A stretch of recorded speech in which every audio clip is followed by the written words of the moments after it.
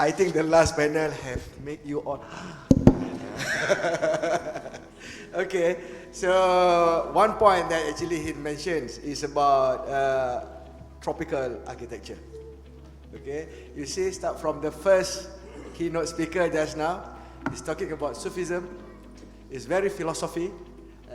Followed by the second one, also very philosophical. Okay, the third one start to bring you into the real, and the final one now showing you the real. Okay, it's a real building. It's not drawings.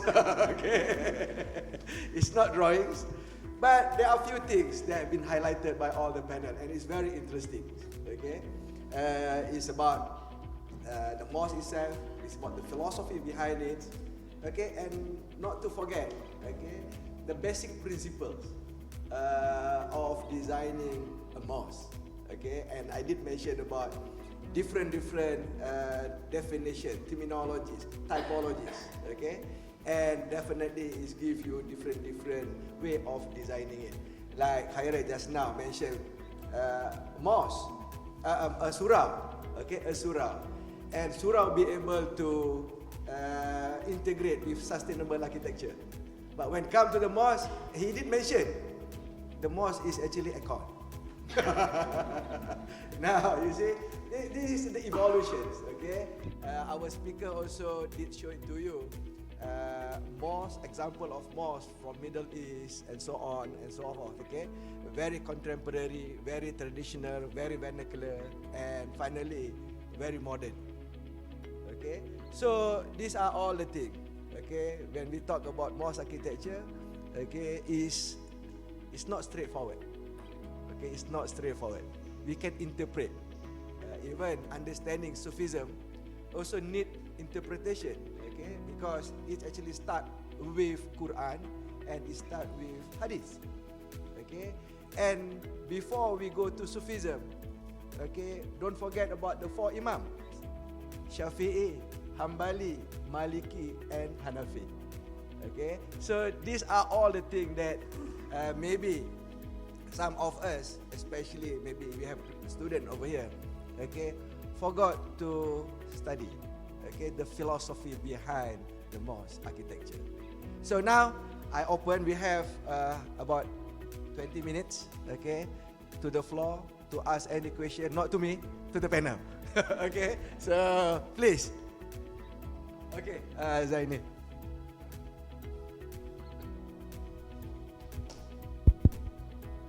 My name is Zaini. I'm a practitioner. I have organized this show, but this question is not planted. This is from me. My question is not specifically to any of you all, but I just want to share some experience also. Two of the mosques shown, maybe the Abu Dhabi mosque is not shown, right, by anyone. But as we know, the Abu Dhabi mosque is almost the biggest in the world, maybe. Yeah? Obviously one of the most luxurious mosques we've seen. But if you visit, if you ask them where can we pray, they will lead you to another smaller room that you pray. So the really nice plush carpet is basically not for everyday prayers. Yeah? So then the function of the mosque, all this discussion come into the picture lah. Yeah? And then the Rome mosque was shown by Khairul, I think. That one also I have the benefit of visiting. I think it's labeled as the biggest mosque in Europe. It can fit 20,000 people. And again, when I was traveling with my partners at Radi, we went there and we asked the same thing, where can we pray? They lead us to another small prayer room.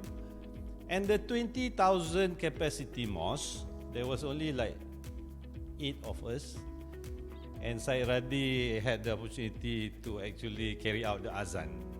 This is in Rome. So what I'm trying to say is a lot of this become symbol, and my real question actually, being a practitioner, for example, not to pinpoint Putrajaya, but when we do project in Putrajaya, you do all these 300 unit apartment, 500 unit, you have a little enclave of housing, all this. they will require surau in every one of them. Yeah. So even though it's like 200 meters away from each other, there will be suraus and all this. I think this will work against what we are trying to achieve, like Sacha was highlighting, that it become a community center and all that. Because when we suggest things like that, why don't you just collect money, pool of money, you build something nicer, bigger in the neighborhood? Then they say, oh, then the people will complain have to walk more than 100 meters to the surau. So that will become the point of contention. Is walking 100 meters a bit too much for us to go and pray? Or what is the threshold? What is acceptable? In the name of da'wah and unity and all this. Because it's not a foreign issue that we also hear. Even Jawatan Kuasa Masjid also become almost a very competitive issue, right? And I don't claim to be a very pious person, whatever, knowledgeable, whatever, but we hear it over the years that the littlest of rituals will divide us Muslim. Yeah, we've heard people, oh, I don't want to pergi surau tu sebab imam dia tak baca bismillah. We've heard this. I don't know why. Maybe you all are more knowledgeable about this. Even things like that. So is it got very judgmental that little things like that will separate us? So I think I just want to get a little feedback that how do we approach this? Shouldn't there be more effort towards unity rather than division? Any of you volunteer? This is tough question. But one thing that I learned, Zaini, usually old people go to mosque or to go to surau. So that's why they put it near to the residential area. Because young people like us, seldom go to surau, busy looking after the money. Azizi? Architect Zaini, I don't think I have a firm answer to you, but I think what comes to mind then, when you mentioned about the Jawatan Kuasa Masjid, because I think it goes back to the funding of the mosques and who the clients are. Because when you get different clients, whether it's institutional, whether it's Jawatan Kuasa Masjid, because now I've seen, you get these sites and then they put a poster to say they're collecting money to build the mosque, So the people that start to prescribe the brief, it's like, as you say, as an architect, it's not just good architecture, but you need good clients too. So if the people who fund these mosques that are going to come up in the community are the same people that you say are more interested in the politics of Jawatan Kuasa Masjid, then I think there is no, it's not such a great picture going forward, because I think it's going to be very introverted in terms of how they view the brief for the mosque.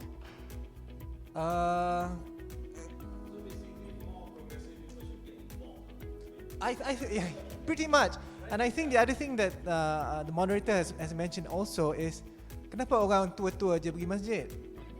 That's what I might say. I'm talking about the hybridization of mosques. We should hybridize it because we need to bring the younger people in. I mean, why can't, in a good way, why can't we be more social media dominant in the mosque or prevalent in the mosque? It's okay because, again, we are not adapting to how we move forward. And I think this is how we need to move forward. So it's not going to be easy because the source of funding for this sort of mosques are going to be even in institutions, the people that are controlling the purse strings are those much more senior members of the management. And again, they've got a prescribed way of how a mosque should be. It's very ritualistic, kan? So I think unless something a little bit more progressive and radical comes out of our society, it's not going to get any better lah. It's going to be a lot more introverted, I think. Okay, Zaini, Architect Zaini. I think as an academician, we have to go back to the basics. We have to understand Quran and Hadith as well. They said that if you walk further to the mosque, you'll be given pahala. I think they forgot about that. Again, I'm sorry to bring in politics into, but it's what we see now. It's all the politics that divide us, not the religion, and they use religion as their like a bullet to shoot at everyone. For me, as an academic, what we're trying to do is to educate the young people about what it should be, the concept or the philosophy behind what architecture should be. So again, a mosque should be a community center, not just a prayer area for everyone, for shelters. You know, some, well, like mosques around Malaysia, they close after Isha prayer. That's it. Nobody else can enter, which is, I think, it's a defeat the purpose of what mosque should be. It should be a shelter as well, like what architect Shasha said just now. It should be a community thing. So again, I think orang politik ni tak baca kod tak tahu lah kan. But I don't know. But this is from what I'm not a religious person like you, architect Zaini. I'm just like you juga. But I think in order for you to become knowledgeable, okay, you have to be very basic. Okay, for me, the simpler the better. And from that, like again, Sufism skill. Sufism actually encourage you to be minimalist. Okay? Again, most of the architects don't know what minimalism is all about. From there, I think, again, maybe we have a very uphill battle to educate the young people or maybe the community which way to go. Because, again, my point during my presentation just now to say that dome is not our architecture, simple as that, okay? Because we have our own identity. I think that's all basic to education. Thank you. Oh, yeah. Maybe I shall add on for certain items. This is regarding on the synthetic approach. Currently, how to make a mosque become lively, mengimarahkan, yeah. Because nowadays we got the concept, just like what the resin architects talk about, the complex that be attached to the mosque and the mosque at the center.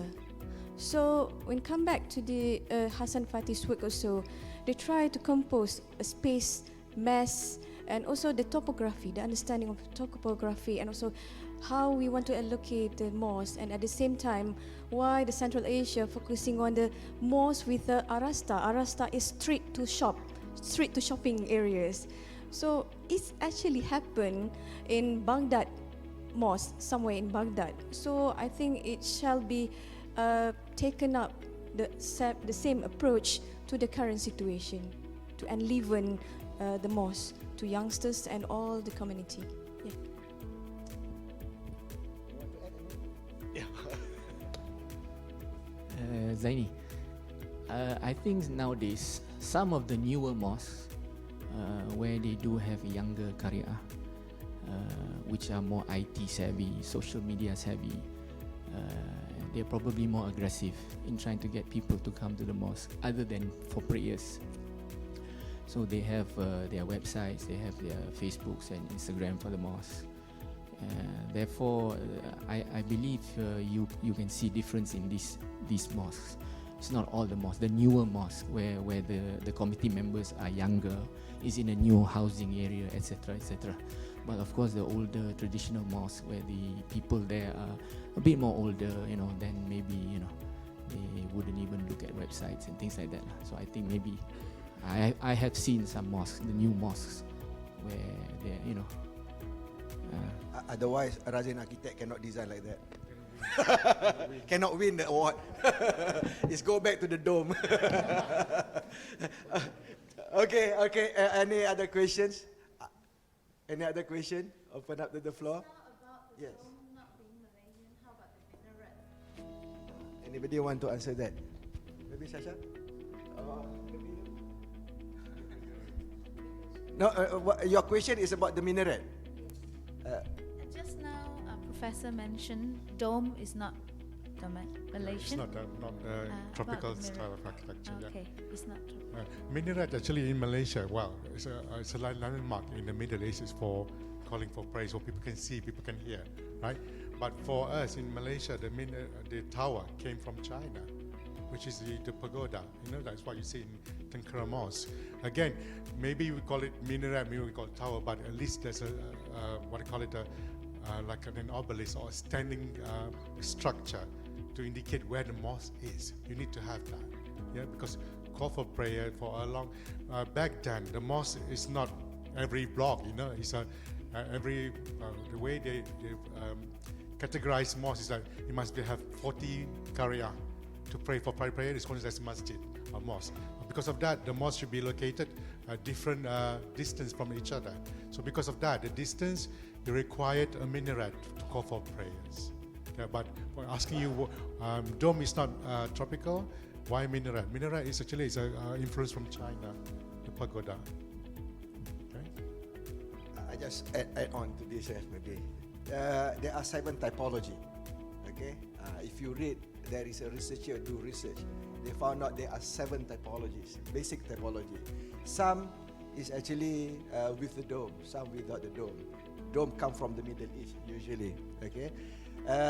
But there are 3 main elements. Okay, basically in mosque design, 2 things: internal element and external element. Okay, 3 elements. 2 are actually internal element and 1 external element.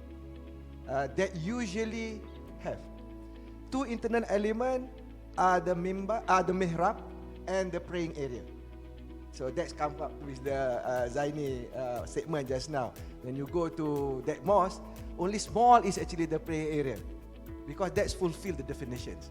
The rest is actually for the supporting, because usually praying 5 times a day is a must and not many people come. Okay, that's why they are having that. So when the travelers, they can use the outside part. Okay, 2 internal element, the mihrab and the praying area. The external, the 1 external that usually found is the minaret. So the dome was not that 3 main element. Okay, so there are literature about this. Okay, currently I also very fortunate because I'm now reading PhD thesis from UTM as an external examiner, and he's actually studying about the mosque. That's why I can mention all these things. That is actually the thing. Yes.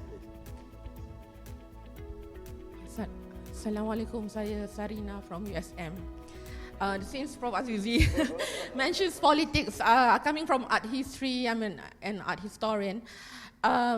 Okay, since dasar kebudayaan kebangsaan and also the Islamization policy, which is highlighted and mooted since the 1980s, bahwa Tun M lah at that time, I was thinking along the line that is there such a way that any of your panelists see that how policies such as these influence the either directly or indirectly into the briefs that were given into designing of this mosque? Either direct, I mean, some of the examples that you have given is like very like in terms of it's being given by the community, for example, right?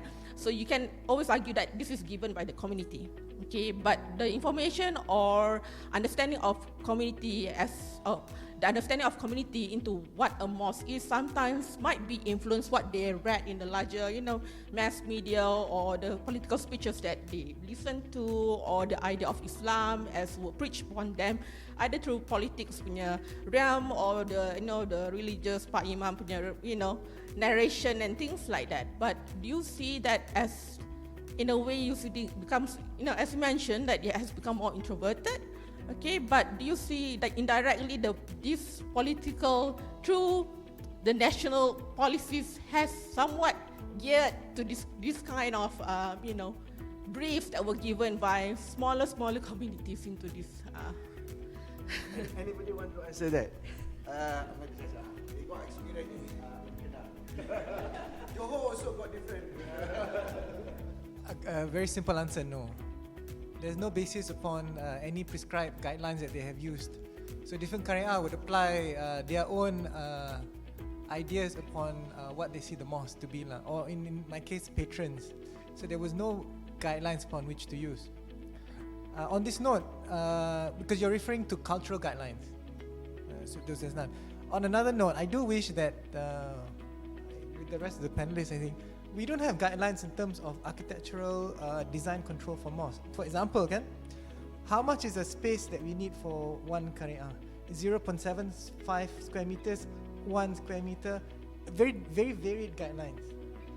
Secondly, we don't even have guidelines in terms of the number of ablution that's required. So let's say if 1,000 pax mosque, how many ablution places do we need? We don't. And I think it's my call as a designer, and I think this is something that we would like some level of control to come out, especially maybe it comes from the academic side, or so maybe we don't have that. Sorry, just want to go back to the thing with the minaret. So for the project we had at Alustar, in the end we built around the existing mosque. So basically we couldn't build the new mosque because to get the wakaf to demolish the old mosque was very difficult. So it took a lot of time. In the end, we couldn't, so we had to build around the mosque.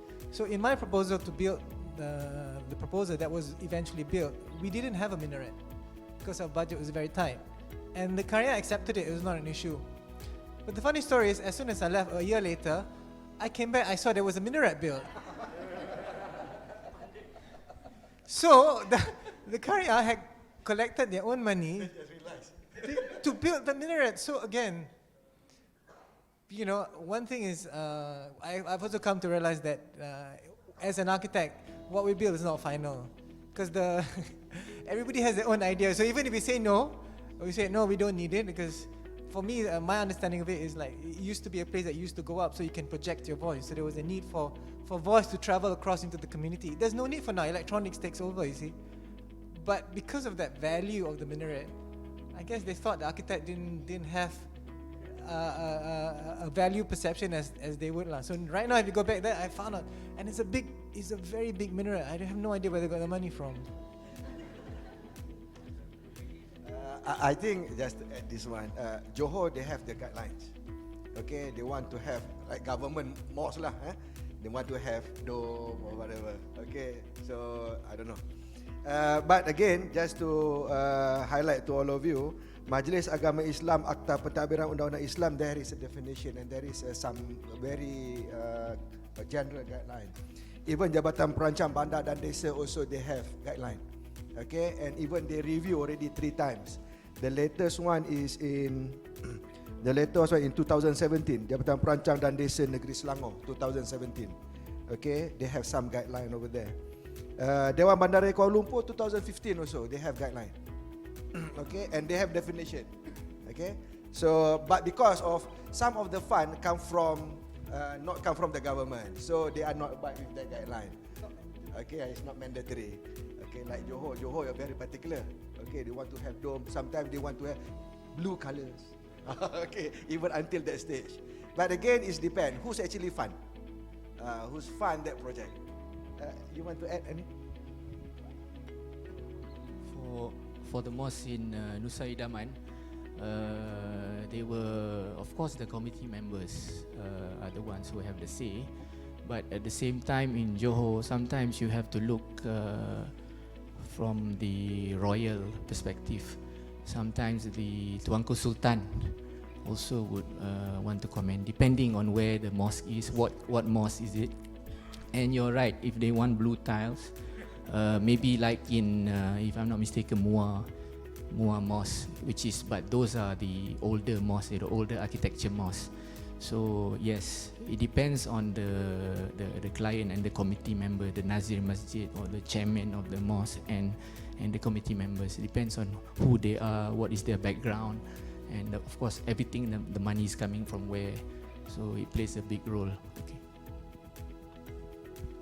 Okay, any more questions? Yes.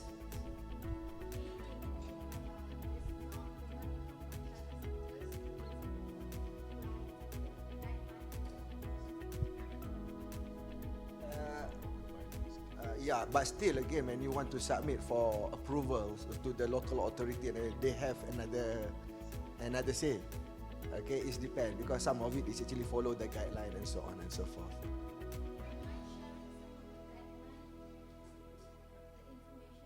They mentioned just now. Okay, 2017 Jabatan Perancang Bandar dan Desa Selangor. Okay, they have one. Dewan Bandaraya Kuala Lumpur, they have Dewan Bandaraya Kuala Lumpur 2015. Okay, they have the guideline. Even they are actually putting the definition into what is mosque, what is surau, what is musola, what is praying room, and so on. Okay, Johor they have their own guideline. Johor, they have their own guideline. This is some of the information. Okay. Yes, please. Just now. Hello, Assalamualaikum. My name is Khairul. I'm a graduate architect and I've been designing surah and masjid in the past. Can you hear me? Okay, sorry. Okay, there are a few questions regarding the design of masjid. I found out that when I was working with the people, disabled people, like people on wheelchair, we heard sad stories about them cannot go into the main praying room, praying hall, because of their condition, because of the wheelchair, they are prohibited to enter. And then people on wheelchair also, they have issues regarding about ablution.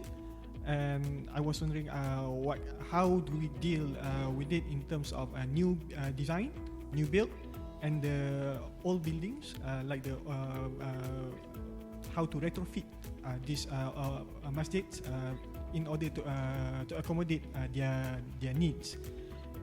And then secondly, each time I go to masjid, I found out that people are using too much water. Do you think that we need to curb this particular habit by a new design? And in my opinion, in the past, I have seen certain mosques, certain masjid is like being designed by people who never go to masjid. No, I'm not kidding. I'm not kidding. There's the flow of from the entrance to the hall itself shows that the lack of understanding of the ritual, like ablution, going to ablution and stuff, you know. So, and then to the point that it's just like to what they just want to follow the reform of the masjid with kubah, minaret, stuff like that, but ignoring the flow of the ritual itself. So that's my opinion. Any specific person that you want to?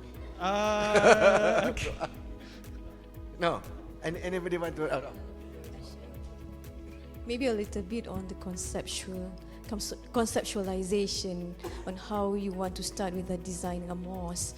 Most probably based on the research and also the study on the current mosque, people has to have a critical mentality on the ethics.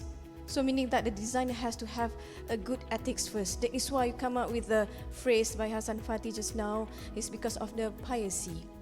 Then the understanding first before form of the design of the building. So in this case, actually, it's actually a must to have a fundamental ideas, a fundamental basic on the situation, the spaces, the mass, to complete the mosque itself. And at the same time, people has to understand certain spaces. Yet, even though he or she is Muslim or non-Muslim, he has to go through this process first. So I can foresee the philosophy of being a piety is actually very, very, very much in need to design a mosque. That's why I said that taqwaan, tasawwuf is actually the main basic and critical in our ethics as a designer. In terms of the guidelines, we have this thing called universal design. Universal design is applicable to all buildings, and a mosque is just another building. So if it doesn't apply onto a mosque, then it doesn't comply with local planning guidelines. It's as simple as that. You have to comply. Because now all buildings are kind of universal design guidelines. So, for example, you have to have a ramp that goes up the Muhammad Afro. So, if I think some of the older buildings might not have it. I know that when we do buildings right now, that's a universal guide. Retrofitting old buildings for disabled use. I've seen Masjid Negara, for example, they've started to put lifts now. I think they just completed that about 6 months ago. Because Masjid Negara is actually up on steps, kan? So there's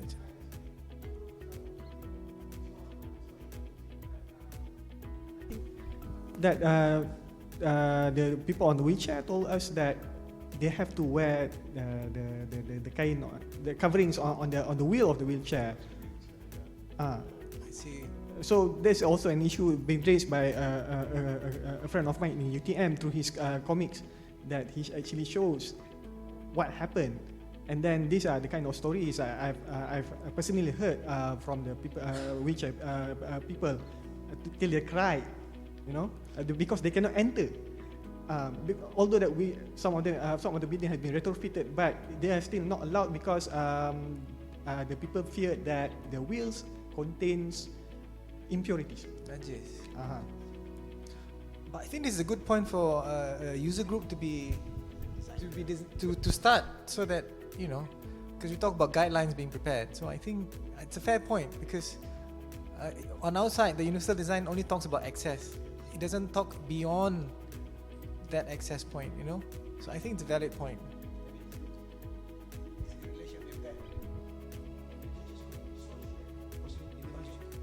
Just want to share, in Masjid Abu Dhabi, Masjid Zaid Abu Dhabi, they provide a wheelchair. So, and then the guards basically help those who are in wheelchair to move from one wheelchair to another. Same thing for the Masjid Putra. They still have a in-house wheelchair. It's just about administration lah. Yeah, it's just about administration.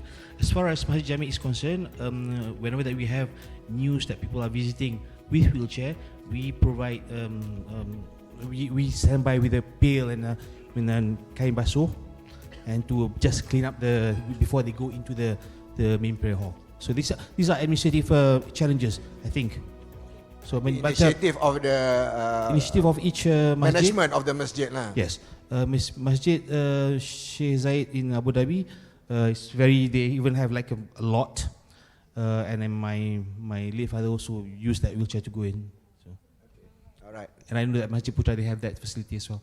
Again, this is also very important. We as a designer, most of us are here designers. So MS 1184 is just only a guideline. How creative we are in helping these disabled people is actually on our responsibility. Okay, so I think the time. This is the one I mentioned. Okay, Prof Aziz just remind me. The relationship between man and God, man and man. Okay, man and environments. Okay, habdu minallah, habdu minan nas. Okay, so this is the thing that we as a designer need to always remember. I think last questions. Yes.